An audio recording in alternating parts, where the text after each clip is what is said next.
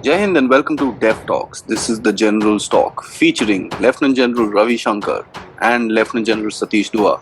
Lieutenant General Ravi Shankar, PVSM, AVSM, VSM, a retired Director General of the Artillery. He has deep knowledge and understanding of strategic affairs, now a professor in the Aerospace Department of the IIT Madras, a speaker and an author. Lieutenant General Satish Dua, PVSM, UYSM, SM, VSM, has served as the Chief of Integrated Defence Staff to the Chairman of the Chiefs of Staff Committee, a former Corps Commander 15 Corps, today a speaker and an author of a book, India's Brave Hearts. Jai Hind, General Shankar, General Dua, welcome to the General's Talk, sir. Today is a very interesting subject about our very friendly neighbor, Pakistan, going through a huge amount of turmoil. And I think when I say the word turmoil, it brings in a whole new meaning when you associate it with Pakistan. This session with both these eminent personalities will be taken through with regards various different aspects, starting with the economy, starting with the internal security, TLP, TTP, Gwadar, foreign relations, so on and so forth. We'll discuss all of it. Pakistan is at a point where, this is just something that I'd like to say, at a point where it has not been in history. And one can actually see them fluttering around trying to find a solution to their problems. Thank you both for joining me for this discussion, sir. And I'd like to start by asking General Dua, sir, the economy, it's a very funny vicious cycle that they're in. They take loans to repay loans and then take another loan to repay loan. Then the World Bank, the IMF, they keep bouncing around these corners and they finally go plead to Saudi Arabia. It is going to come to a point where the Pakistanis will, come to a point of no return. So two questions arise. One, how long will this thing sustain? And two, what happens when this whole shebang comes to a stop? That's a very interesting point you make there. You see, we all need to, firstly, before we come to economy, we all, I'm sure you'll agree with me, General Shankar, that we all need to discuss, study, analyze Pakistan because it is a neighbor. And it's a neighbor, that's a reality that we can't wish away. So we need to discuss that in all aspects. Talking of economy, now the economy of Pakistan, like you rightly brought out, they are borrowing to pay back their loans or the loan just service their debts. Today, I mean, everyone knows about the FATF and other international aspects. Today, Pakistan is using up 80% of its revenue to service their debts only. And it is expected that by the next fiscal, if it continues to go this way, they might have to use up their entire revenue only to service the debts. Now, how crazy is that? The Saudi Arabia, to advance a loan of $3 billion, has laid such stringent conditions that are bordering on being demeaning. Incidentally, one of the conditions is that they will deduct ab initio itself. The Saudi Arabia will deduct from that loan the interest that Pakistan owes to Saudi Arabia. So hence, earlier on, Saudi Arabia was quite generous. They would not even ask Pakistan for repayment. Sure, Shankar sir? Yeah, when all you were speaking and what Aadi was saying, one point came to my mind.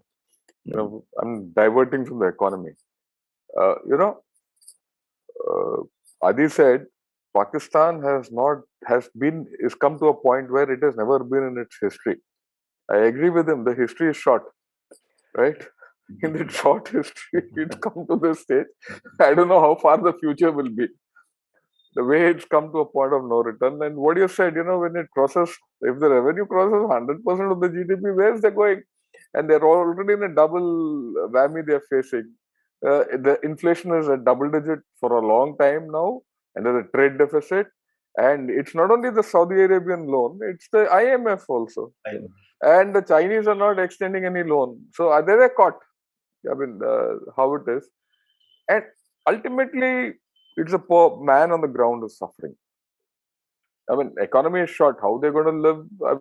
But you take a guess, Satish. How do you think they're going to live along and get along? You see, there I would like to, throw in a note of caution. While we've just been speaking, all three of us have spoken about how bad their economy is, in bad shape their economy is, and the doldrums they are in. But we can't sort of write it off as yet, because countries like Pakistan, Venezuela, they have a way of surviving somehow. Now, for instance, I hope what I'm saying is correct. I mean, I've read it, so I hope what the minister there has proclaimed is correct, even if exaggerated, is that the devaluation of rupee, Pakistani rupee, I mean, it had actually hit a low of 180 rupees a dollar. I think stabilized at somewhere 173, 174. But this devaluation has helped boost its exports. In the month of November, their exports had been enhanced, had increased by 33%. No, the figures are that of the state, that is Pakistan government itself.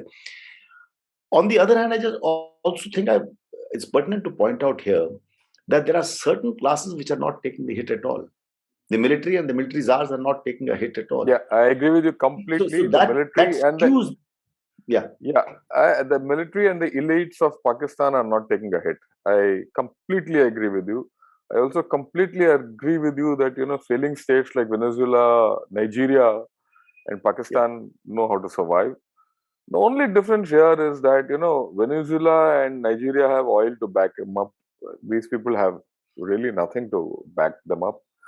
And one important thing, wherever the economy is, FATF, sanctions, trade, stringent conditions, the world might not allow Pakistan to go down.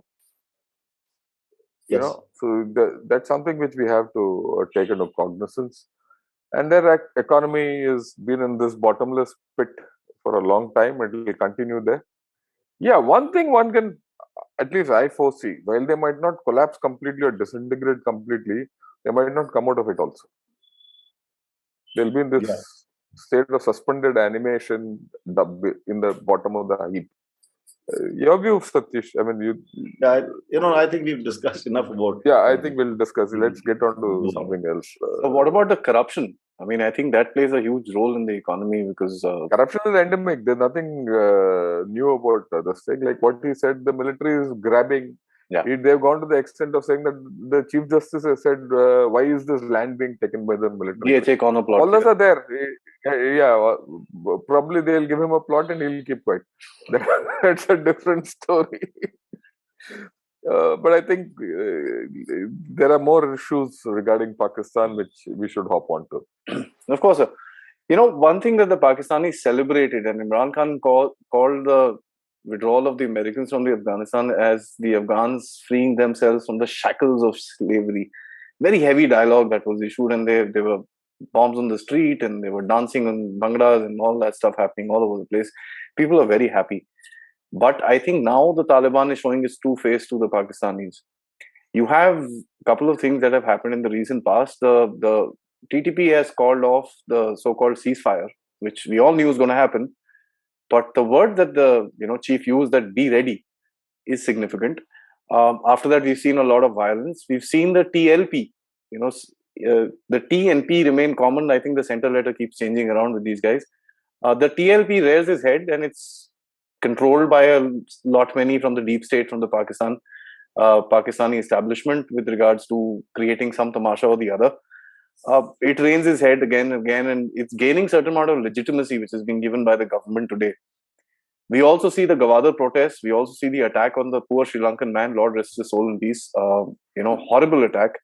How do you analyze this whole internal security situation of Pakistan? It seems a little weird for the Pakistanis. Jan Shankar, sir, would you like to take this up? Yeah, we'll see. These things have come to stay in Pakistan. TTP will trouble Pakistan along its western border, along with the Baluch rebels. Yeah. There's no solution which Pakistan has for them. Okay. And now the TTP has said that we are part of the Islamic Emirate of Afghanistan, and we take orders from them. And they want Sharia, and they just so that will continue. That's not going to stop. TLP is gaining um, I would say, a lot of ground. They're now a vote bank. Mm. Okay, and they actually mirror the PTI in many aspects, religion. Okay, so that's a problem. That's a problem we had, and this movement in Gwadar is totally contra to the other movements, because that is something to do with the humanitarian issues which are being denied to the Baluchis for a long time, and the people of Gwadar for a long time. And a sit-in of that kind, where women have come out, Gwadar ko hak do, and people have said, look, if people think that Pakistan will progress without Gwadar and Baluchistan progressing, it's not going anywhere. They're pretty strong statements, and it's going on for a month, and it's increasing. Mhm. We'll have to see how this goes, because there's no political solution in sight. So Unless, essentially, yeah, so go ahead, go ahead. essentially, sorry, essentially, I look at it this way, that there is a resentment. I mean, you're right about these, the organizations that you talked about. But essentially, I feel that there is a growing sentiment by ethnicities against the sort of ham-handed domination by the Punjabis. Yeah, I agree with you. Today we are celebrating Vijay Divas. Now, there were two parts of this country. What is Bangladesh today was part of Pakistan. There, they did not want, the West Pakistan did not want that, it was not sort of acceptable to them that Awami League, which has won the elections, because their population on the east side was more. So they won the elections, but they would not have a Bengali prime minister or a lead Pakistan. Similarly, now within Pakistan, also, all the other major ethnicities are against protesting. The protest is against the Punjabi domination in a way, Yeah, I agree because with you. whether it is Baluchistan, whether it is the Pashtun, or to lesser extent even the Sindhi nationalities, so we know that the protest is also can be seen like that. Religion is same. It was carved out on a religion basis. So to that extent, I also look at these fault lines this way. And not only this fault lines, the thing with this fault line is it puts Pakistan in a jelly-like situation. You don't know which way it will go. The TLP is taking Pakistan in one direction, the TTP is going in another direction, and this Gwadar Protests in the third direction. The problem is, I mean, I would say there's an opportunity here and a danger here. The opportunity is that all this will keep Pakistan internalized and keep them focused internalized. Mm. The danger is that, look, the army might pull a rabbit out of the hat and say, look, to externalize the whole thing, we'll start, getting a few jihadis from, the Fatah and that area, and push them into J&K and start focusing there. So this is what we have to be careful of. I mean, from my side, let Pakistan go where it wants. As far as Pakistan is internally engaged with itself, I'm happy. But if they externalize the situation, then we are in. We have to rethink. Don't you think so? That exactly is the fear. Yeah. See, what one fears is that now, when we discuss the political situation, the economic situation, if in everything there is a turmoil, then religion, that is a common factor in the whole of Pakistan, is no longer a binding force that we've just seen. True. Kashmir is a glue that binds Pakistan. Not only Kashmir, anti-India Every time. sentiment. I was coming to that. Yeah. India in general. So they will like to. India bashing is their best thing at this moment to distract the public. Thereafter, every small child who doesn't even understand what he's saying, he learns of this slogan: Kashmir banega Pakistan. So they don't even know what they're talking about, but a child also learns that. So what I'm trying to say is that India, as a whole, India bashing, India will be the target. But the jihadi elements that you talk about just now, they are the ones who are going to be pushed into J&K, as you rightly said. That is our fear, and that's what we need to watch out for. That we need to be cognizant and watch out against. Absolutely. Interesting, sir. But we also see, guys like the TTP also very clearly declaring that we don't believe in this particular state. The TLP has supposedly carried out the attack on the Sri Lankan. It's very clearly known, and some of them have actually come out and said we were TLP members. But the whole my point that I'm trying to say that internally, the mindset of the people has come to a point where this is kind of accepted. Is that something which is very significant today? I think there is a general fragmentation of the Pakistani society, which is there, right?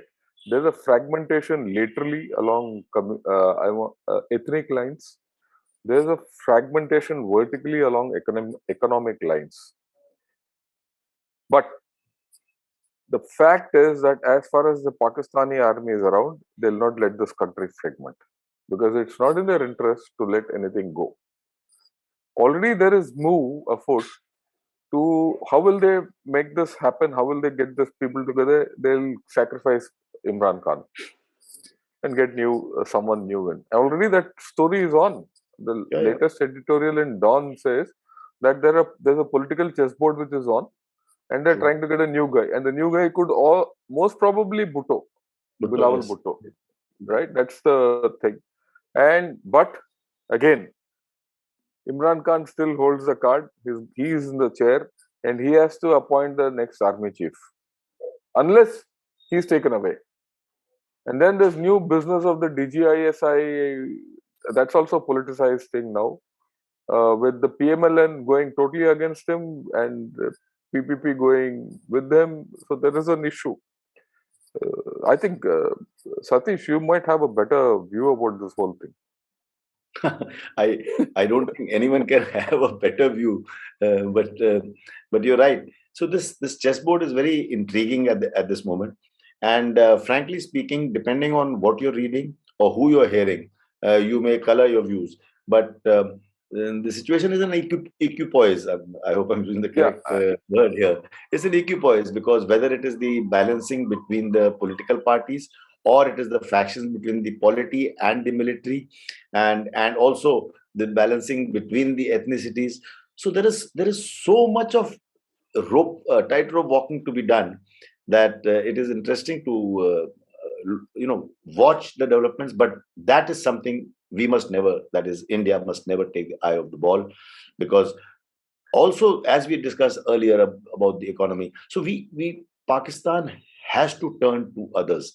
If the US is cold shouldering it a little bit or is less enthusiastic than before, if China is also now sounding a little less enthusiastic after it has suffered some reverses in the CPEC corridor, it also realizes that the debt is going to be too huge for Pakistan to pay, or too big a price for China for the strategic location of Pakistan. So all those things happening. So it's interesting is a wrong word, but this is something that we must watch with interest.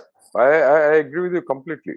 In the sense that, look, Pakistan is again trying to reinvent itself as a leader in the Muslim world by calling that OIC meet, special OIC meet on Afghanistan, and projecting itself as still a leader in this area.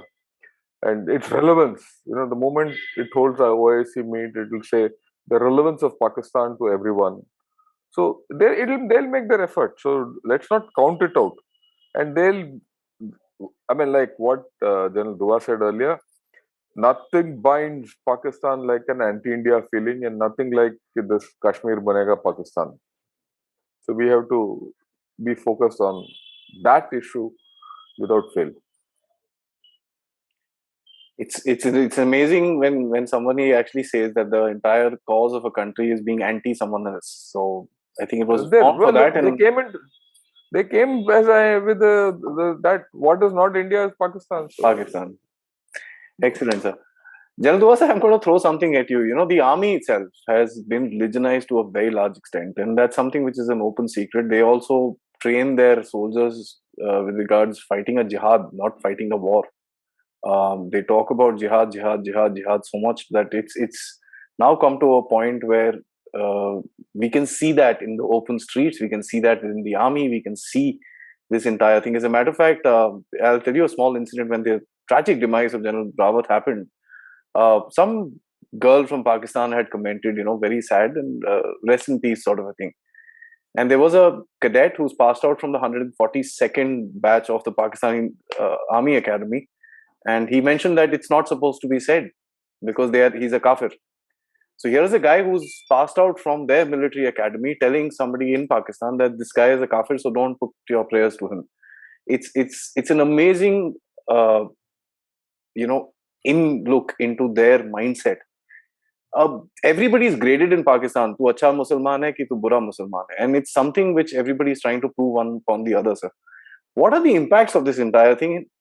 And I'm also want you to tell us about the first viewed defense minister of Pakistan that I've personally seen for the first time, who says that हो जाता है, ऐसा क्या problem है? This this religious tones being given to the military. I mean, it was there in the country, all right, but this religious sentiment being an overpowering layer in the military was, if I have it right, if my reading is that it was started by General Ziaul Haq. And when he started this, I don't think even he would have imagined what it's going to lead to, because we only see this as it affects us. In my view, the Pakistan military has been affected by it deeply. So there are those,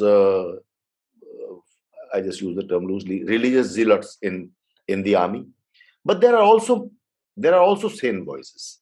I feel there are also moderates, and not everyone fits into these two slots. There will be some in between, because we've been hearing of many instances. There's incidents. There is not the time. This is not the time or occasion to go into the details. But even within ISI, there are some who don't conform to the structure and the system.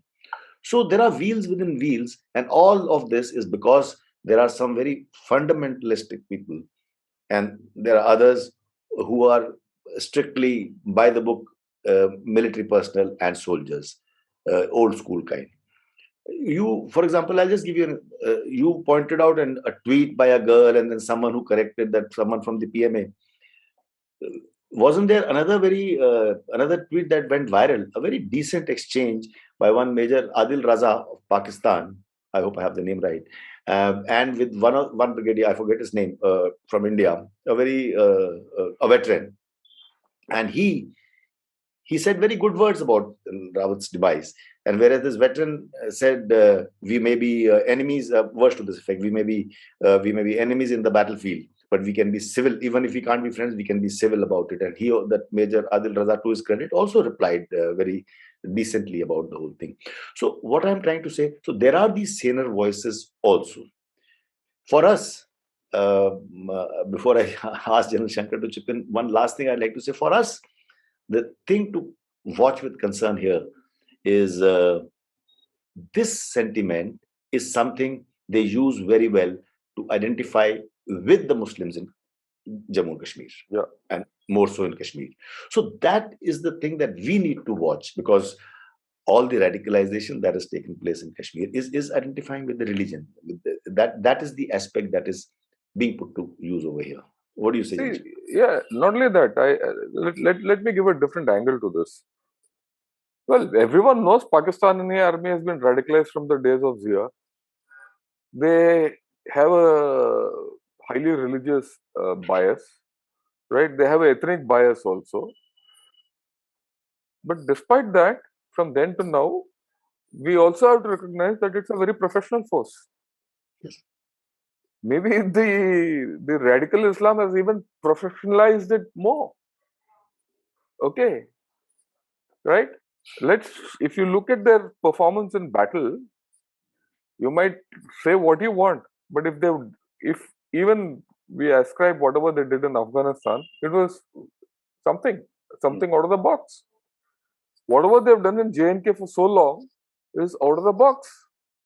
They fought a low-cost, high-value war with us. So to think that Pakistan is going to get weakened because of this, the army, if you think it's going to become weak because of this religious bias, no, I don't think so. We shouldn't underestimate that. The second thing is, we need to remember, in the Pakistani society, irrespective of what kind of a religion and bias and all this, things which you talk of in the Pakistani army. The army is a privileged society within the army, Pakistan. Hmm. Within Pakistan, they're not going to let that go just because, right? On the other hand, this business of being extra religious might give them a better edge in maintaining their stance from the public. Okay, so religion, ये वो fit है, but we need to look at Pakistan army a little more carefully, right? They're not going to disintegrate at all. In fact, this might bind them better. In fact, I wouldn't say bind might, it will. It will make them a more difficult army to handle. I've always said, but if I have to face a Chinese battalion vis-a-vis a Pakistani battalion, I'll be more wary of the Pakistani battalion who's more battle hardened and is more innovative. The Chinese might be better equipped, how to handle them, but this fellow is the more Yes. dangerous guy. Don't you think so, Satish? You had so Yes. much experience on the LC. No, I agree with you. It's a very professional. Nothing.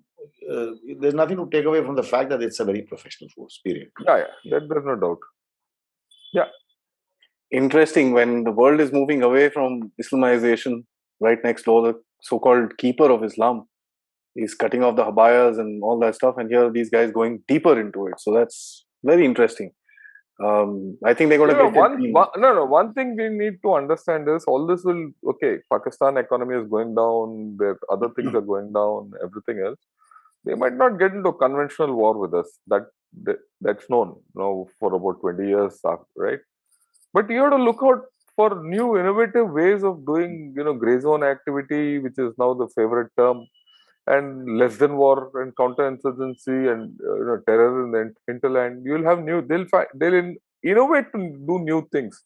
That's what we have to look out for. That's exactly what's happening now today. Yeah.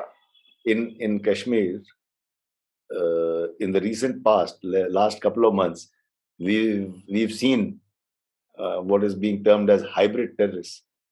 That's being very innovative, to say the least, moving with times and circumstances, because they are using now these targeted killing, these soft targets that placed last month. They are using hybrid terrorists, meaning the terrorists, they are not trained terrorists trained in terror camps.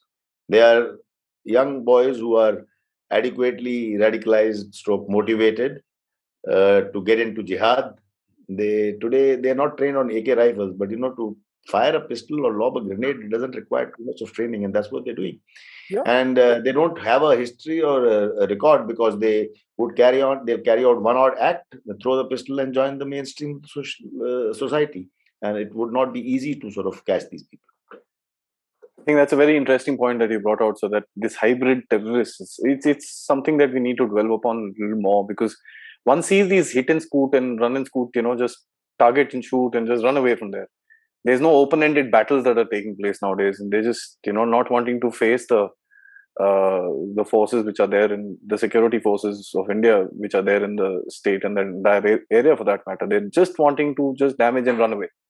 So that's a whole new tactic that they're coming up with, and that's pretty interesting. I think that's a very low-cost effort. I don't think the Pakistanis can afford anything beyond that. But it's interesting, as General Shankar also mentioned, that they have found a new way of doing things with the little resources that they've got. So that tells you how much they're actually thinking about this entire thing.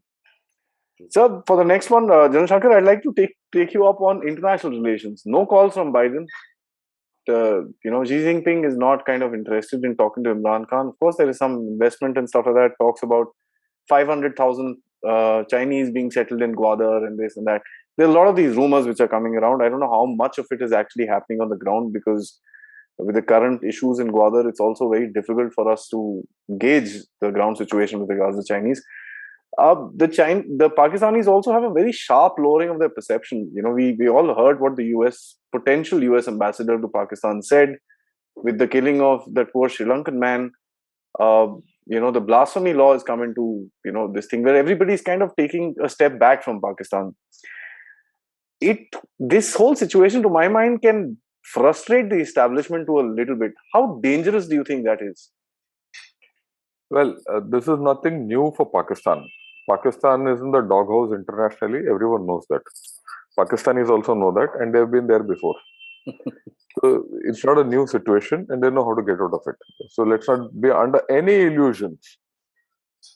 Okay, that's why the effort to host that special OIC meet and take on the mantle of Afghanistan once again, and then start controlling Afghanistan. The moment you start controlling Afghanistan, then China has to depend on them for all the minerals in Afghanistan, and XYZ.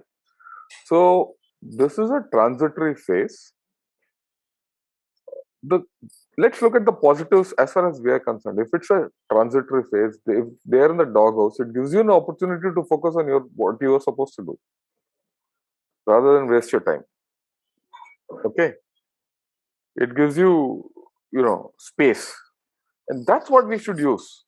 And we need to see how far you can keep them in the doghouse. Yeah, Satish. No, I'm glad I have a point of difference with you, because sometimes we should have a point of difference. Then only the discussion becomes more interesting. If we are all on the same side of the fence, always is no good.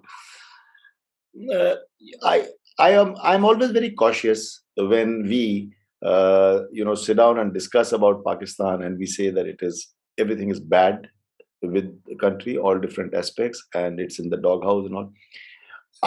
Because now we're talking of international relations. So to my mind, the way we see Pakistan in India, and we've got our own good justifications that we've been discussing. The way we see Pakistan in India, I'm not too sure if all other countries really see Pakistan like that. Because the Islamic world still looks up to Pakistan as the only Islamic country with nuclear weapons. And nothing can take away anything from that fact. Okay. Saudi Arabia has a big leadership role. But let's not forget what all Pakistan has been executing for Saudi Arabia, earlier. They've had a very intimate relationship. Things are changing, but it has been there earlier. So my only caution is on the fact that while the US may have cooled off a little bit, China may have cooled off a little bit, these things tend to be temporary. Yeah, that I said. And doghouse temporary. Yeah. So they're temporary. So they can change almost overnight. Take the world also perhaps sees Pakistan. See, today we are all concerned with Afghanistan. And world sees Pakistan as the only country which has strong leverages with Taliban. That's the only country which has inroads into the Taliban. So what I'm trying to say is that perhaps others do, since we're talking about international relations, I'm repeating at the expense of reputation, perhaps others don't see Pakistan in that light. Yeah, I agree with you. That I agree. At this point of time, the doghouse is, like I said, they know how to get out of it. It's temporary. Then, something will happen tomorrow and Pakistan will come back into relevance. Okay. So they know how to, get around doing things. So we shouldn't be too like I said, what does it give you? It gives you space to do what you're supposed to do. Let's use that space. Right? And yeah, I'm not saying that we are not using that space. There are indications that we are using the space well, reasonably well. Can we do better? Yes. And can we extend this space or expand this space? That should be your aim. Your views, Satish? No, I do agree with you. We should use this space. If there is a little space to do our thing, our bit, we must do it. And there I'm in agreement with you. I was only pointing out that we should not be sort of just get taken up by our own own view of Pakistan. View of Pakistan. And this also gives you a little space to ignore Pakistan to a large extent and look beyond Pakistan. No, I don't agree. I don't think we should ever ignore Pakistan. No, okay. I know you didn't mean it in that sense. You did not. I'm not saying ignore in that sense that you can't ignore Pakistan, right? look beyond Pakistan. Yes, yeah, true. We have to start looking beyond Pakistan, and Pakistan shouldn't catch our head. There are, like I said, this is the time for us to think beyond it. It gives you that opportunity, right? Lest we get back to square one. Yep. That's interesting. Sir, before I'd like to actually ask both you gentlemen to come out and tell us to close this particular discussion with the closing comment. But before that, just a short comment on what does the Pakistani establishment actually feel about what the world feels about them, in your opinion? Look, It's a they have twister, a but no. The Pakistani establishment is very clear. They feel that they're relevant to the whole world. They're the center of the world, and without them, nothing can move. And especially they have this great belief that they can twist superpowers around their fingers, and because of their geostrategic location. And they also feel that the superpowers cannot get by without them. And they also feel that they're a very experienced force who can not only handle the nation, but they can handle anything. And you have to grant it to them that they've proven it to quite some extent. Okay. It's only against India that they've come up short. 71 and Kargil. And to other which they places. have to which they have statedly started something called proxy war. Proxy war, yeah. So absolutely, Khalistan, proxy wars, so so the proxy wars, and they said we cannot tackle or deal with it in conventional terms. So they started off this, and I would grudgingly admit that they've been very successful from their point of view. But yeah, at their Today, point of view, yeah, and a small tactic that I mentioned today, they're changing tack in smaller, minor tactical matter of having this hybrid terrorists. So they are also reinventing themselves. What I would like to, I'd like to tackle Aadi's point by saying Pakistan has three strengths, and it depends on those three strengths. Rest is peripheral. Now, the three strengths, to my mind, are its military, like General Shankar also said, it's a professional force, nuclear arsenal, and third is not in that order necessarily, is its strategic location, geostrategic. I mean, the location is very strategic, and I think it is going to make full use of these three strengths that it has. Rest, economy, other countries will not let it fail. They might hold the leash tight or loose, but whatever else happens, these three don't change easily. yeah, I agree with you, but let me come to something else. We've always, talking of three strengths, earlier people used to say, uh, Pakistan runs on three A's. What were those? Allah, America, and army. Army. Okay. Now there is. Now people have started saying it runs on three C's. Yeah. The three C's. One is China, second is Chanda, and third is C. I leave it to imagination. Interesting. Okay. So there's always a three number there, sir. But there are three. But then I go with what then Dua said: nuclear force, geostrategic location, and its military. That's what makes Pakistan. Absolutely. And if you look at it, that's the core of the deep state. That's interesting. As a matter of fact, this whole thing called the Mullah Military Alliance and stuff like that, which has been there in Pakistan post, as you mentioned, look, the army will dump the mullah also if needed. They'll use the mullah also if needed. So let's be very clear about that. It's an alliance. Yeah, it's an alliance. I think this has been interesting. General Dua, sir, I'd like to start with you, sir.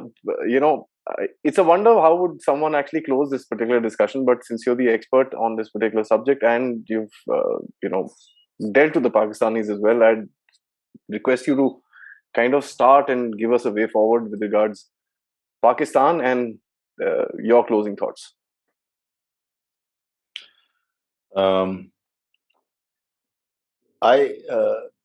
Let me just begin by one small aside to say that when I was co-commander in Kashmir, we got an IB report saying hearing of a death by 1,000 cuts is what we already always heard. But the new thought was also there: a death by 1,000 revolts. Hmm. So I don't know what much happened of it after that, but which means, or the implication was, that not only death by 1,000 cuts in intended state, whether it is J&K now or Punjab earlier or wherever else, but also by revolts. And whether or not this is connected, but don't we in the last few years see that the number of protests, strikes, dharnas, etc., and violence in those events has increased in India in the last few years? I'll just leave it at that. I am also unable to point out anything. I just want to start with that. So what I would like to say is that Pakistan is our neighbor. You cannot change it forever. It will happen. We have to live in contiguity with each other. I don't see that. I don't see we living at peace with each other for the reasons that we've just discussed. That in Pakistan, if there is any internal turmoil, they have to externalize it by India bashing is the only thing. How strongly they do it, how violently they do it, it depends on the circumstance. And it is today down in all this, whether it's the political aspects or the economy and international relations also, we've noticed that they are at a low point now, comparatively speaking. But it would be naive of us uh, to try and write it off or feel very, not write it off is a very strong word, but feel smug about it. I think we always need to watch Pakistan with great concern. We've all discussed the reasons as to how things can change very quickly, if not overnight.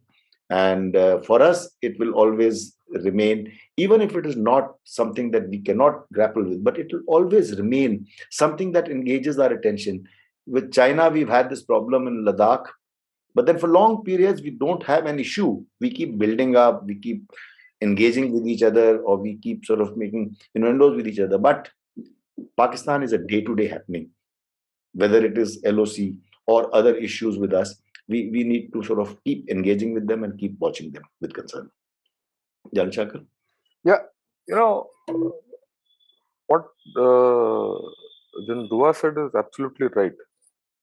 You can't ignore them. You can't take your eyes off the ball. If you look into the future, let me right. Pakistan is in a situation where it will not come out easily out of its current status. Its economy is not going to rise. Its diplomacy will, if it is linked with the economy, will continue in this manner. The factionalism or the fault lines of Pakistan are going to deepen. If you see what the reports coming out of and the events which are happening in Pakistan, there's going to be turmoil. And if there's going to be turmoil in Pakistan, it is only natural that it will spill over to India. It's your neighbor, right? The next thing is, till the time Afghanistan was on the boil and Pakistan was fully involved with Afghanistan, the chances of their turning this side were less. But today that's gone. Whatever is happening with Afghanistan is no more military oriented. It is not security oriented. It is humanitarian and things like that, and stabilization. Okay. So if they can't turn towards Afghanistan and there's no superpower involvement in Afghanistan and external involvement in Afghanistan militarily, then they have no other choice but to turn towards us to be relevant to the situation internally. So we have to be aware of this. While it gives you space to do what you have to do, you also have to be careful in handling it. Okay. The space, when will Pakistan recover? I think if there is a recovery in Pakistan, it will happen only when the next set of elections get over and the next guy is put in chair. So this government, I don't think can revive Pakistan economically, right? So this state will continue for a couple of years, and we have to be wary of this nebulous state. our policies have to cater for this nebulousness which is there in Pakistan, right? And we prepared for it. That's it.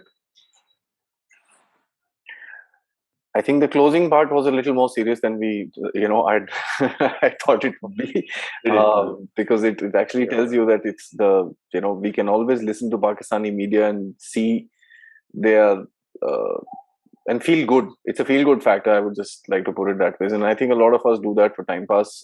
Just listen to them screaming and shouting about their own uh, situation within their country, whether it's inflation, whether it's price rise, whether it's the dollar, as they keep talking about, 200 pahunch gaya to gaye, and so on and so forth. But that's a feel good factor. But there's also another factor that if that place goes into chaos, as you both have actually rightly brought it out, it's going to affect us in a very, very nasty way. Um, because any sort of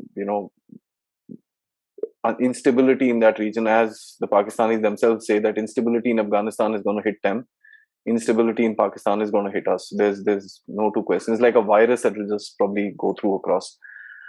Thank you both, sir, for bringing out some very interesting points with regards to what Pakistanis are up to today, and how the world will not let it sink, and how it itself has the capability of not let itself sink. The army is the strongest organization. I think, let me correct myself. And for itself to stay relevant, I think we all are very, very clear, and it's established fact that it's not going to let the country sink. Of course, you also mentioned about the nuclear weapons, which is a fear that the world has. There is TLP, there is TTP, there is Gwadar, there is the blasphemy laws. There is a whole lot which is wrong with that place. But of course, we also know that it's geostrategically important. It is cog, as it's for the Chinese. It is also a way that the Americans have been trying to play their foreign policy in this particular region. So it still has certain rabbits up, it's in its basket. So that's something that we need to look out for. As I'm going to take from both of you, that we need to keep an eye, look beyond, prepare, and be ready for whatever comes our way. Because Pakistanis are going to innovate, and I think that again, both of you have brought out. Their tactics have been changing as per their situations, and the whole thing that General Dua said about hybrid terrorism is something which is what we are seeing in the valley as well, sir. Thank you, General Shankar, General Dua, for this very interesting and eye-opening talk about our very friendly neighbor, Pakistan. Till next time, sir. Jai Hind. Yeah. Thank you. My Jai Hind. last comment is that till next time we should have it a little more, because we've had this after a long time. Yes. It was good to be on the general stock. Thank you, sir. Jai Hind. Jai Hind. Jai Hind. Jai Hind.